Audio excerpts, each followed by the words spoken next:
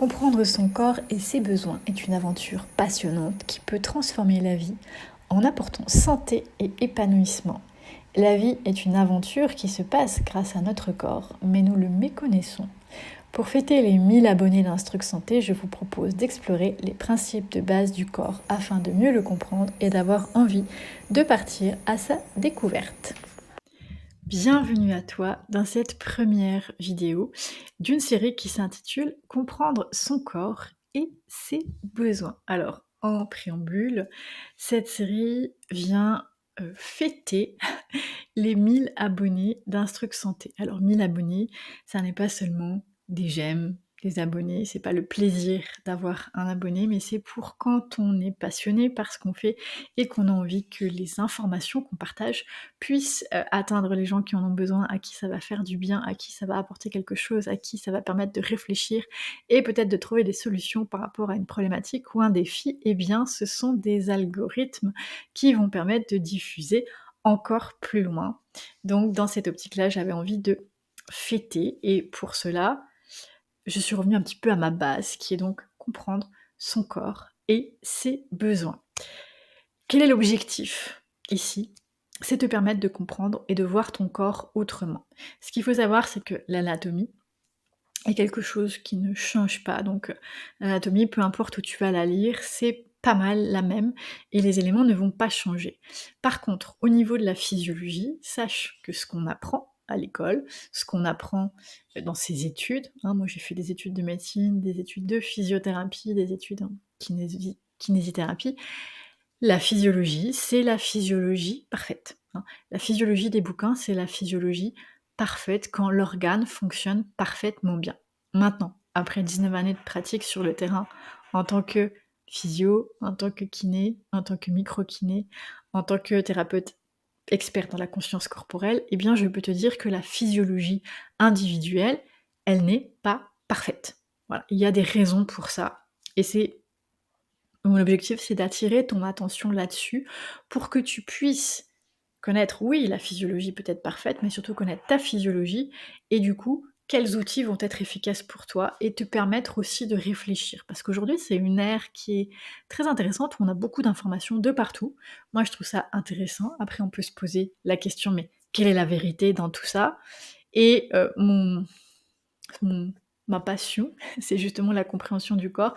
Et plus je vais pouvoir te transmettre des choses que j'ai découvertes, que j'ai observées, ou des pistes de réflexion, parce que j'ai pas la prétention non plus d'avoir la science infuse, j'ai une bonne base de physiologie, anatomie quand même, une bonne compréhension du corps, mais je peux pas te dire que j'ai la vérité. Mais j'ai des choses que j'ai observées et que j'ai pu venir confirmer par mes observations et par mon travail. Donc maintenant, ce que j'ai envie de te donner, c'est toi des informations et des réflexions pour pouvoir aller chercher tes propres outils. Donc la physiologie individuelle, elle varie, et il y a des explications à ça, et c'est ce que j'ai un petit peu envie de te montrer à travers cette série Comprendre son corps et ses besoins.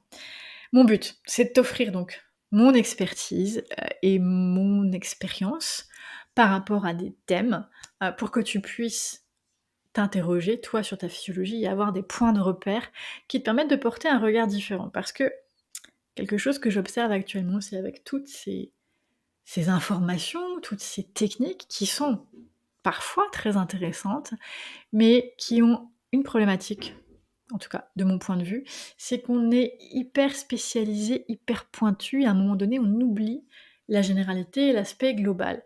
Or, c'est primordial, le corps, c'est une globalité, et si tu oublies cette globalité, il y a des choses qui sont très vraies qui peuvent devenir très fausses, en fait.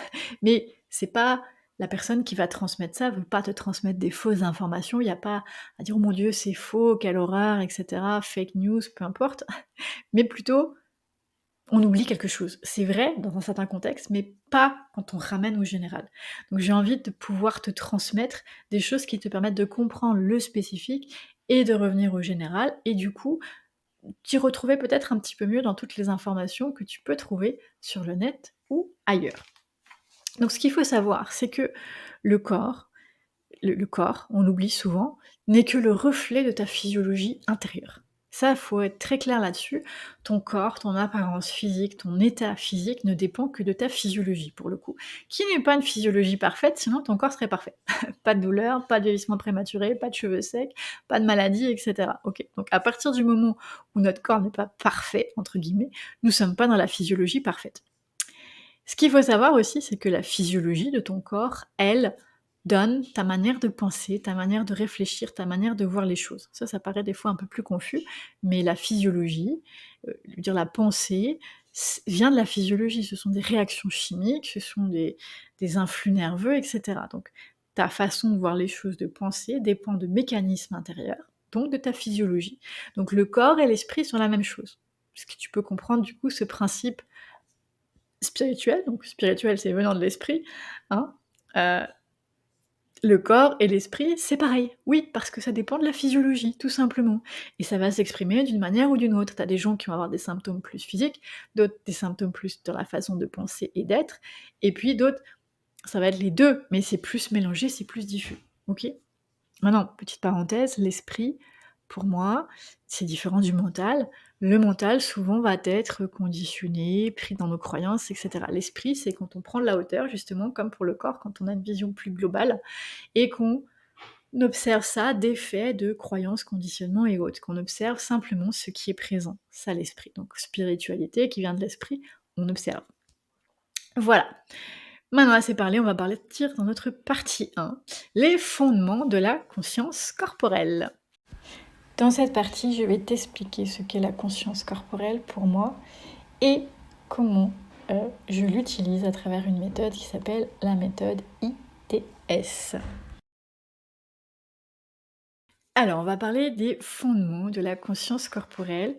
Et là, pour souligner donc nos 1000 abonnés, j'ai envie d'aller plus loin dans la conscience corporelle, parce que la conscience corporelle, finalement, c'est vaste, parce que c'est une conscience de soi, c'est une conscience de son corps. Et il y a beaucoup de techniques qui permettent, en fait, d'atteindre plus de conscience corporelle. Et je voudrais faire le lien avec plutôt ma façon d'aborder les choses, qui est donc la méthode ITS, qui est une méthode qui va chercher donc l'identification, la transformation et l'état de sérénité ou de satisfaction. ITS, en même temps ITS c'est Instruct Santé, et c'est aussi l'intégration d'exercices de transformation somatique. Ce qui somatique ne voulant simplement dire que le corps, hein, des exercices de transformation via le corps. Le corps, c'est donc ta physiologie intérieure, donc avec le corps, tu peux jouer sur ta physiologie, et donc tu peux jouer sur ta façon de penser et de voir les choses. Conscience corporelle, donc c'est... Je vais te ramener à la qualité première du corps qui est l'homéostasie. L'homéostasie, c'est la capacité du corps à maintenir son équilibre et donc à te maintenir en vie et à maintenir toutes les fonctions du corps. Je te parlais en introduction de la physiologie parfaite. L'homéostasie, c'est le principe qui fait que normalement le corps reste dans cet état de physiologie parfaite et quand la physiologie est parfaite, tu es à ton maximum, j'ai envie de dire, tu es optimal, tu es fonctionnel, mais plus que ça, tu es dans ton excellence, autant au niveau physique, donc santé, tant au niveau épanouissement. Donc ça veut dire que tu utilises ton plein potentiel. Tu comprends bien que vu que nous n'avons pas des physiologies parfaites, eh bien notre santé n'est pas forcément parfaite et nous ne sommes pas forcément dans notre plein potentiel. Donc maintenant, pour aller stimuler cette conscience corporelle, je vais parler en fait de conscience de soi. Il y a donc conscience de soi parce que c'est plus vaste. La conscience de soi, c'est d'une part la conscience corporelle, donc la capacité du corps à ressentir tout ce qui se passe et à retrouver son équilibre, et la conscience de comment ça fonctionne. Donc dans la conscience corporelle, la conscience de soi, tu as deux parties. Tu as une partie où tu es conscient de comment ton corps fonctionne, le corps, l'esprit, la physiologie, etc. Et il y a une partie où tu vas travailler principalement sur le corps pour restimuler ses sens naturels. Il n'y a pas juste 5 sens, il y a plusieurs sens, parce que ce sont les sens du corps qui lui permettent de faire son boulot d'homéostasie. Donc plus tu vas stimuler ton corps pour qu'il puisse stimuler, développer, optimiser ses sens, plus il va pouvoir faire son boulot de retour à l'équilibre, et donc plus tu vas pouvoir te rapprocher de la physiologie parfaite. Donc cette partie-là est très importante. Tu peux écouter mon podcast, je vais le mettre en lien en description, qui s'appelle donc «Les sens du corps». Il explique un petit peu qu'on a plus que 5 sens, hein. Il n'y a pas juste la vue, l'odorat, l'ouïe et cetera.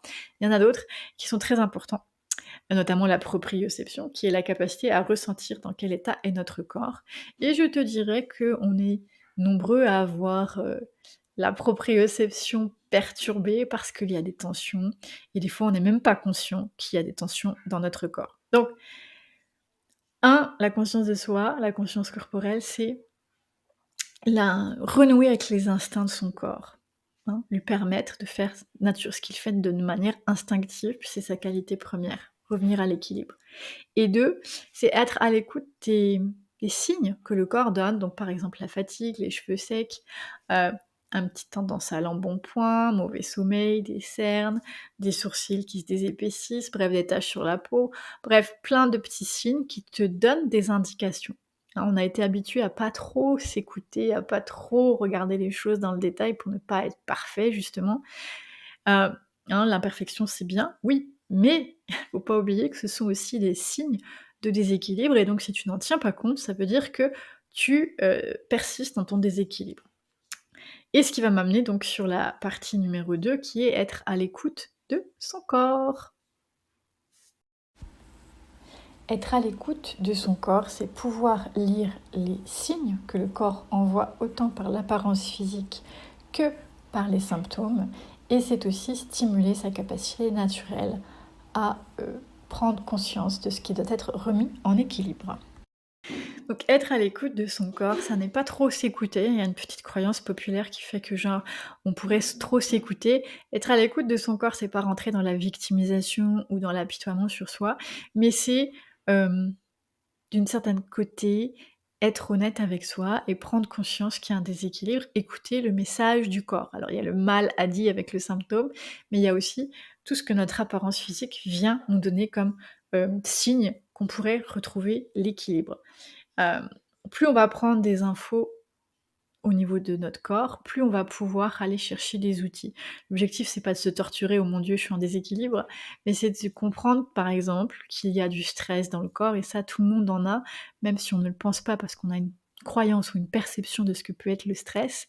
Le stress étant, le mode de survie, les mécanismes de survie du corps et ils sont toujours trop actifs, hein. J'explique toujours que si les modes de survie, en fait, devraient être à zéro et ne se déclencher que quand il y a des événements, eh bien, très souvent, notre mode de survie, il est là, hein, il est à un niveau déjà élevé. Ça, c'est notre base et donc à chaque fois qu'il y a des événements qui vont activer les mécanismes de survie, le mode survie va passer plus haut, puis redescendre, puis remonter, mais il va jamais revenir au niveau neutre, en fait. Et pour ça, tu peux aller télécharger le e-book sur justement mieux comprendre les mécanismes du stress, qui est gratuit sur mon site internet. Pareil, je te mets le lien, en description, sinon tu vas sur www.instrucsanté.com et tu vas chercher la rubrique ressources et inspiration et tu vas dans les ressources gratuites avec les e-books. Voilà. Hem, donc prendre conscience, par exemple, qu'il y a du stress dans ton corps, ça n'est pas négatif. C'est, pouvoir aller chercher des outils pour ramener un niveau de stress plus bas, donc pour amener une meilleure santé à ton corps. Et donc la base, c'est la connexion au corps. Donc ça, par exemple, c'est le sujet d'une mini conférence dans mon abonnement découverte. Hem Comment est-ce qu'on se connecte au corps et l'importance de se connecter au corps. Avec, cette série de vidéos, tu comprends un petit peu mieux que se connecter au corps, ça va permettre de développer la conscience de soi et donc de pouvoir aller développer plus de santé et plus de potentiel, certes. Mais, voilà, j'en parle un peu plus précisément dans cette mini conférence, donc si tu veux t'abonner à cet abonnement, tu peux. Et je vais faire donc tirer des abonnements découvertes, je t'en parle à la fin de la vidéo, mais pour fêter les 1000 abonnés, je vais tirer 5 abonnements découvertes. Voilà. Alors, on continue. Se connecter au corps, c'est primordial. Et un des éléments les plus importants de la connexion au corps, c'est la respiration. Tu vas me dire, oui, bon, ok, rien de nouveau, certes, mais la respiration, en fait, on la méconnaît beaucoup. Et malgré toutes les techniques respiratoires, on oublie une chose, c'est sa physiologie. Voilà, je t'invite à découvrir maintenant cette physiologie respiratoire. Dans cette partie, je te donne un peu plus d'informations sur la respiration et l'intérêt de reprogrammer sa respiration avant toute pratique d'exercice respiratoire. Donc pour parler de la respiration, il existe de nombreux exercices de respiration un peu partout. En yoga, la cohérence cardiaque par exemple, pour ne citer que ces deux-là. Mais on va pouvoir retrouver la respiration dans les techniques d'hypnose, dans les techniques de tai chi, pilates, dans les arts martiaux, bref, gestion du stress. La respiration est partout. Alors s'il est vrai que respirer et prendre le temps de faire des exercices respiratoires va avoir un impact sur ton corps, ça c'est certain. À un moment donné, il peut y avoir un plafond où, comment je peux dire, tu vas toujours avoir besoin de ces exercices pour te ramener dans un certain état. Et ça s'explique parce que quand tu utilises des exercices de respiration, sans aller t'occuper de la reprogrammation de la respiration en tant que telle, eh bien, tu vas, oui, avoir les bienfaits de la respiration, mais tu ne vas pas, comment je peux dire, ramener une physiologie parfaite au niveau de la respiration. Parce que la respiration, elle aussi, est impactée. Et c'est très simple. Le diaphragme, c'est un muscle. C'est lui qui est le muscle principal de la respiration. Et il se trouve donc au niveau de tes côtes. Et il va être très sensible à toutes les émotions et à toute notre posture physique. Okay, donc il va être le premier impacté par tout ce qui se passe dans notre vie. Donc il est le premier à accumuler du stress. Et simplement respirer va faire du bien, mais ne va jamais le détendre. Parce qu'imagine bien, c'est quand tu as mal quelque part, tu vas te faire masser, tu vas faire des mouvements, de la rééducation, etc.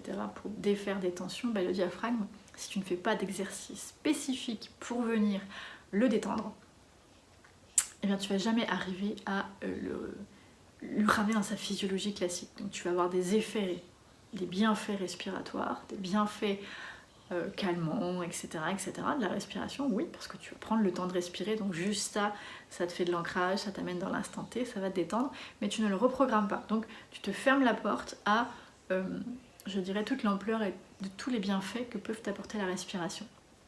Alors moi j'ai créé un ensemble de 9 vidéos qui sont mes vidéos de base, qu'en général je donne souvent à mes clients, qui vont aller justement dans l'optique de reprogrammer ta respiration. Très important. Et de tout ce que j'ai dit avant, donc de reconnecter à tes instincts, de reconnecter à la présence de soi, de reconnecter à la conscience de soi et de reprogrammer le diaphragme. Voilà, donc il y a plusieurs exercices dans cette liste de lecture. Et ça vaut vraiment le coup de les faire parce qu'à partir de là, quand tu vas faire d'autres exercices respiratoires, ça va être plus bénéfique. Maintenant, la reprogrammation de la respiration, ça ne s'arrête pas juste à cette série d'exercices, il y en a d'autres. Et je t'inviterai à en explorer d'autres si tu le souhaites. Maintenant, ici, dans le cadre de cette série de vidéos qui est de mieux comprendre son corps et ses besoins, sache que la respiration, donc c'est vital pour tout. Sans respiration, il n'y a pas de vie, mais pas seulement ta respiration, la respiration de toutes tes cellules. Donc si tu veux aider ton corps à guérir, à revenir dans sa physiologie optimale, la respiration, c'est ta base. Voilà, donc je vais clôturer ici. Devenir maître de sa santé, c'est possible. Devenir acteur de sa vie, se reconnecter à son plein pouvoir, développer son potentiel, oui, c'est pas des choses illusoires et de croire que voilà. Au contraire, c'est se reconnecter à la physiologie naturelle du corps qui est capable de fonctionner, d'être en santé et de nous permettre d'utiliser toutes nos qualités, d'utiliser tout notre potentiel. Donc pour ça, la conscience de soi qui passe par la compréhension du corps et par la reconnexion à son corps, la reprogrammation de son corps. Les exercices ITS t'aident à ça. Et pour ça, je te propose de gagner l'accès à ma liste de lecture. Donc si tu n'es pas client avec moi, de pouvoir quand même accéder à cette liste de lecture de 9 vidéos sur la reprogrammation du diaphragme et de la respiration. Pour ça, c'est très simple. En dessous de cette vidéo, tu peux indiquer que tu es intéressé, mais il va me falloir ton courriel. Alors le plus simple, c'est que tu vas sur mon site internet www.instrucsanté.com et tu vas aller dans la rubrique pose ta question. Donc je vais mettre le lien sous cette vidéo, c'est plus simple. Mais tu vas trouver sinon pose ta question dans l'onglet santé et bien-être. Tu scrolles et tu vas trouver dans cet onglet pose ta question santé bien-être. Et là tu vas pouvoir me poser une question si tu en as une et m'indiquer que tu souhaites recevoir la playlist sur la reprogrammation de la respiration. Alors, j'en offre 10. Voilà, donc ce sont les 10 personnes qui vont m'indiquer qu'ils sont intéressés, que je vais recevoir en premier, qui vont recevoir cette playlist.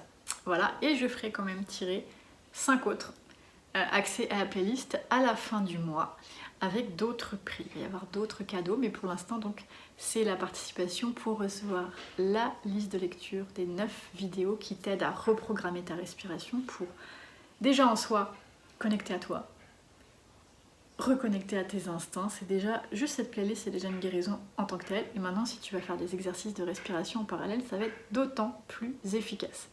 Donc, comment faire? Je rappelle, le lien dans la description, tu poses ta question, donc pose-moi une question, c'est l'occasion, j'y répondrai. Et tu vas pouvoir, si tu es intéressé par la liste de lecture de respiration, la recevoir. Donc j'en offre 10, les 10 premiers, et j'en tire 5 supplémentaires à la fin du mois. Voilà, avec d'autres cadeaux. Donc en participant, tu vas pouvoir avoir la chance de gagner peut-être d'autres cadeaux que simplement la liste de lecture de respiration, mais qui est déjà un beau cadeau parce que c'est une base en soi. Voilà. Maintenant, je te dis à bientôt pour une prochaine vidéo de cette série.